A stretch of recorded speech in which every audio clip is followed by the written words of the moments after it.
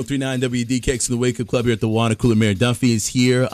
Control of the Rochester City School District has been our number one question. We'll go back to the emails. One of the emails that we have this morning, text messages, actually is a message this morning. We'll play it for you right now and get your thoughts on these basically different questions people have, Mayor Duffy. Here we go. I just had a comment for Mayor Duffy. I wanted to say, I guess my biggest fear is he will start to bring the police into the schools, stopping kids and harassing them as he's done on our city streets when they're not doing anything. I just believe that's too much power for one person, and our young boys are going through enough right now. Thank you. Too much power for one person. You would be obviously control of the city, now the school district.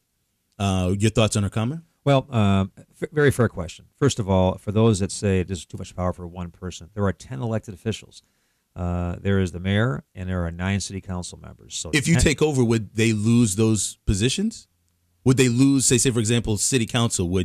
Not city council, school board, would they lose their jobs? Well, I don't think that has been figured out yet. If you look at New York City, they abolished the elected school board and have a 9-member appointed board. Again, the legislation has not come out yet, and I know some of the school board members who I have a great relationship with. That's a concern because it's lost pay and benefits. It's a lost position. They ran for office, so that's a state legislative issue. And I don't think I know how that would happen. I don't think anyone knows until the legislation comes out. But in New York City, yes, they abolished the elected. But going back to the caller very quickly, police and schools.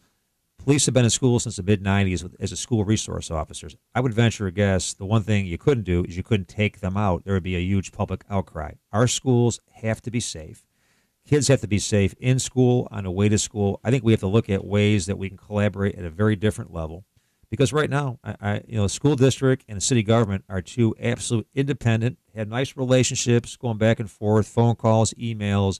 There is not an across-the-board collaboration. And so I do believe one thing I would want to do is go in and spend time with principals and teachers and parents and kids and listen, what do we have to do to make our schools safe? And, it is a sad state of affairs that our kids have to walk through metal detectors every day, get off the bus and walk through them. I think it sends a message, but it's one thing I would say, whatever we have to do to make sure that kids can learn safely, that there are no guns, there are no weapons, there should be intimidation in school. You should be able to come there to learn and be comfortable. And it takes a lot of work. There's not any easy answers. You don't wave the magic wand and make it happen.